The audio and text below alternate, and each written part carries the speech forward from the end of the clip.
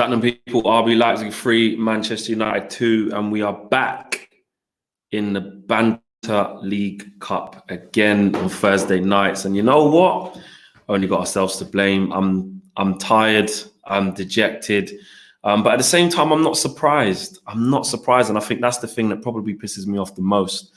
Look, the reason I want to get this out there as well, the reason we lost this game today, or the reason why we're in the Europa League tonight, is not because of Paul Pogba. Yeah, park that, leave that over there. We'll talk about that near the end. But today, from minute one, I think you saw exactly what happens when we play an organised, intense team who know what they're doing and are well drilled and well coached. And then you had Manchester United who do what we always do, which is not turn up for the big moments, the big moments, the big games. Yes, you come back from a goal down in the Premier League, come back from 2 goals down the week before at Southampton. Great. But the pressure's not really on. You've got another shot at that within the next week. The league keeps going. It's 38 games. Do you know what I mean? You can take a draw, you can take a loss here. But when the pressure is really on this team, I see us fail. And that's not me being a shallow fan. That's me looking at the evidence, yeah? You can't get too emotionally involved in things. You have to look at evidence. And the evidence suggests that when we play do or die games, yeah, we don't turn up. We don't turn up. And today was another example of that. And for me, I was very worried about this game beforehand. Very, very worried about this game because I just looked at the evidence. I said, all the evidence points to me not feeling comfortable because of what's happened in the past and how we tackle these games. And it was evident from minute one. I think for their first goal, I don't think we touched the ball. We barely touched the ball. You could see their intensity. You could see them pressing us. We didn't have a clue. We couldn't string 2 passes together. And they looked dominant from the outset. And Wan-Bissaka, again, people saying he has to protect Lindelof. I get that. And as a fullback, I understand the position. You're told when the ball's on the far side of the pitch, you do tuck in, you protect your centre-back. But you've got to get a balance. That was an exact rerun of the game against Brighton. And Solly March was bombing up that left-hand side as a left wing-back and was just getting loads and loads of space. And no disrespect to Solly March, he's not Angelino. And even if he's not, it's just, look, the player's getting into acres of space and going to cause trouble. And it was from one wing to the other, bang, goal after 3 minutes down. Mason Greenwood did have a really good chance, to be fair, which I would have thought he would have scored. The second goal, again, the ball comes across to that side. Angelino's in a lot of space.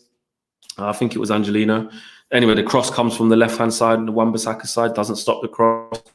Then we have it from the other situation where you got Tellers and Luke Shaw, who was supposed to be there, probably not doing enough as well. 2-0 down within, 12 minutes.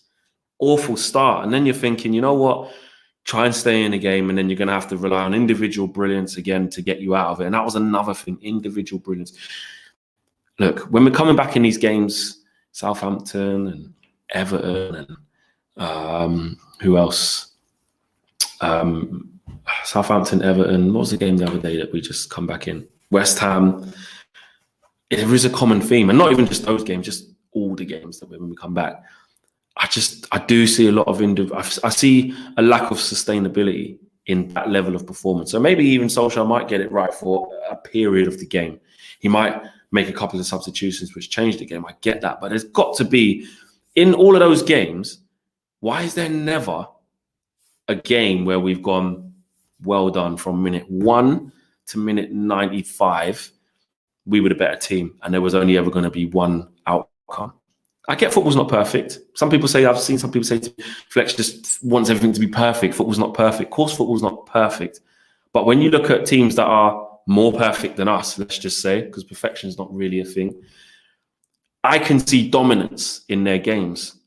I can see dominance in teams that are nowhere near as good as us in terms of the players they have. I can see them dominate games, and I don't see us dominate games. I see us dominate moments of the game. You get that? And that's great in the moment, but it's not sustainable. It's not sustainable. When I look at Solskjaer and what's going on, I'm never going to be the guy to go back on what I said in terms of the things that I said he's done right. You know what I mean? Brought Mason Greenwood through scoring goals. Brought Bruno Fernandes to the club. What a player he's been. Got Martial firing, gave him the number 9 shirt, got him playing his best football last year, stabilised the club, left us in a decent position. I'm not taking those things away. But are those things enough to say we've made progress? Solskjaer's been in the job pretty much 2 years now. And now we're back in the Europa League. So there's no progress. Do you know what I mean? Like, overall, you've got many bits of progress. You've got many little W's that he's managed to pick up.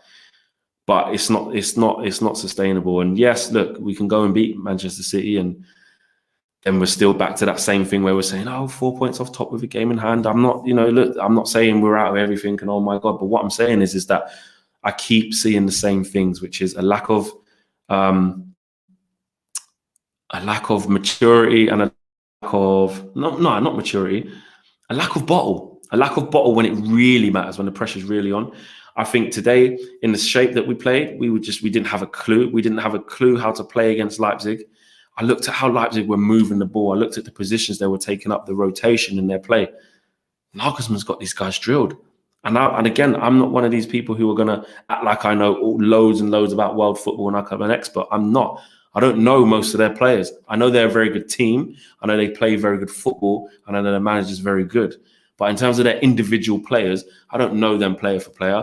But the way they all moved the ball and how they all knew their jobs, that pressure that they put us under. And then let's not get twisted. It should have been about 3 or 4 0. They had a goal that was offside, rightly so, but a goal that was offside. And secondly, they had a shot where their player found himself bang in the middle of the goal, should have scored, had the whole goal and put it wide. So we went in with a chance. And look, Pogba came on, Van der Beek came on. Don't know why Van der Beek didn't start. McTominay, again, for me, giving the ball away. McTominay is in there to be a destroyer. If he doesn't destroy anything, then he doesn't do anything for me. He wasn't very productive. I thought Matic actually played well. I was surprised that he took him off. And the Pogba thing's just weird because for me, the more I look at it now, I do agree that he shouldn't have started. But actually, now I've kind of taken it in. What actually is happening by bringing him on, even though he had a hand in the goal and he looked like he was at it, you're kind of undermining yourself. What message does that send to the other players? Do you know what I mean? And there'll be people saying who support Pogba, and I always try to support Pogba where I can, but people who will just hear no form of criticism towards Pogba, even in this situation with his agent continuing to talk shit, there'll be people saying that, well, he saved Ollie's job before and stuff like that, so obviously he's going to use him. Ollie needs him. He needs individual brilliance. I understand that, but if Ollie's trying to make a stance, then you need to stick to it, bro. You need to stick to it. As soon as you bring him on, it's like, well, then you may as well just started him then. Just start him. Because then you're trying to tell me that, I'm going to half make a point. I don't want you to half make a point. I want to know your stance on it. Either you think he's effed up and he shouldn't be in the squad, or you're not going to use him, or start him. So that was my views on that.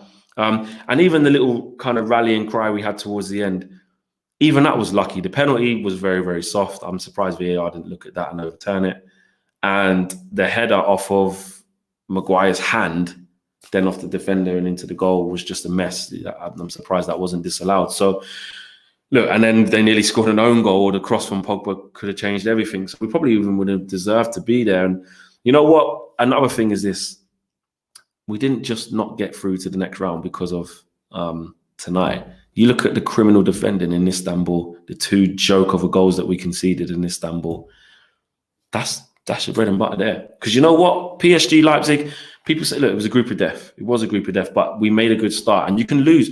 When you play against the better sides, and this is no disrespect to Istanbul, this is just a fact. They've lost every game apart from us. They beat us. It's like, if you would have taken care of your business there, you could have got even a draw out of that game. That's where you lost it. And when you play against the better sides, that's what I was saying. When you play against better sides, you can lose. Do you know what I mean? You've got to play 4 difficult games against the other top two in Leipzig and PSG. We got off to a flying start, beating both of them. Then if you're not going to win the other 2, at least take care of home and away against the side that loses the most, or the least good side in the division, in the group. And we didn't do that. We didn't do that. They didn't lose to Istanbul. The two teams that have gone forward in PSG and Leipzig have lost against the other good team in the group, i.e. us. Do you know what I mean? And I think we got what we deserve, man. We got what we deserve. I think there's big question marks over just our tactics and our patterns of play. They're just not there. I thought Rashford was quite frustrating today. I thought Mason Greenwood tried to do his thing. Alex Telles looked okay, not great. Bruno huffed and puffed and tried. Just collectively, I can't even really single out a specific man. But I will say this. Harry Maguire, again, not doing the business. Because, look, if we didn't concede that stupid third goal, who knows today? Do you know what I mean? I know it's if, buts and maybes. But, again, not taking care of the front post. So our centre-back pairing just seems to not be working right now. And all we had to do is get 1 point out of the final 2 games. That's the last thing I want to say as well. We had to get 1 point out of the last 2 games. Not good enough. Deserve it. And you know what? The banter's on us. The banter's on us. You just got to take it. You just got to take it and accept where we are. And for me, I can see that Solskjaer's just not going to be the guy. He's not going to take us forward. At the end of the day, we're not progressing. I don't think, or if we are, we're not progressing anywhere near the rate that we should have. He spent some big money. He's got some players in. I know he wasn't backed fully in the summer, and we all spoke about that. But with the players there that we have, we've got to have a better output than this, surely. We've got to have a better output than this. So roll on the Man City game. You know what I mean? Probably go 5 at the back again for that as well. No Martial, no Cavani. Fred will be back then. He's got to start, by the way. Fred's got to start, and I think he'll go to back 5 again. And we have to win. Look, you want to try and put this behind us. I don't want to be in it. I don't want to be in it. I know you guys don't want to be in it. And if anything, I wouldn't mind going out. I wouldn't mind going out of it just to focus on the league and try and finish as high up as there and try and get 4th for next year. But then that's another thing I asked in the fan forum. We want to go into Champions League so strong for what?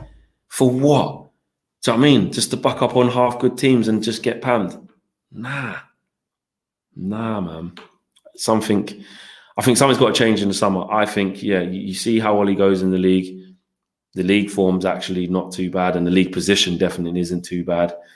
So right now you can't sack Ollie. For me, I only because, not because I think he's gonna miraculously turn it round, but I just don't think the league position is bad enough. It's not. Factually, it's not. Do you know what I mean? And look, listen, the counter argument to that, which I accept, is why even wait there? Get a new manager and now when the league position is good and then do it. Fair enough, that's your opinion. But I just think, I still say I was going to see it out with him. It was a difficult group. It was a group of death. But I think inevitably the change will happen anyway. Whether it's now we're out of the Champions League, whether that snowballs and we start dropping down places in the league, or whether that's we get to the end of the season and just miss 4th, or maybe even scrape 4th. Do you know what I mean? But Ollie's renewal is going to be coming up soon, or them making the decision of when they renew or not. I think he's got a year and a bit left on his contract. And what he's done so far, for me, is not renewable. KG touched on it in the fan forum, and he's right. It's not renewable. You wouldn't look at what we've done and say, this is fantastic. This has actually exceeded our expectations. Go again. What you'd probably do if you had a brain is say, thank you very much. You know, it's been an amazing journey, because it has. We didn't quite get the progress that we wanted, but you helped fix X, Y, Z, and we thank you for that. And then you probably go your separate ways. That's what probably should happen at the end of the season, or unless we slip too far down, because we're just, guys, in 4 or 5 games, we're going to be back here to the same point. I've got no doubt in my mind, in 4 or 5 games, maybe not even that, it could even be the next game against City, I'll be back here on a match reaction saying exactly the same thing. And for me, it's just a recurring cycle. When that happens, I think you've got trouble. I think when you can clearly see that things aren't going to change, you're going to win a few, lose a few, win a few. You're stagnant. You're stagnant. Manchester United are stagnant. And I don't think Solskjaer is progressing at the required rate. I really don't. So there you go, man. Roll on the weekend. I think the game's on Sundays, Saturday. I haven't even looked yet. But roll on the weekend. Man City, big game.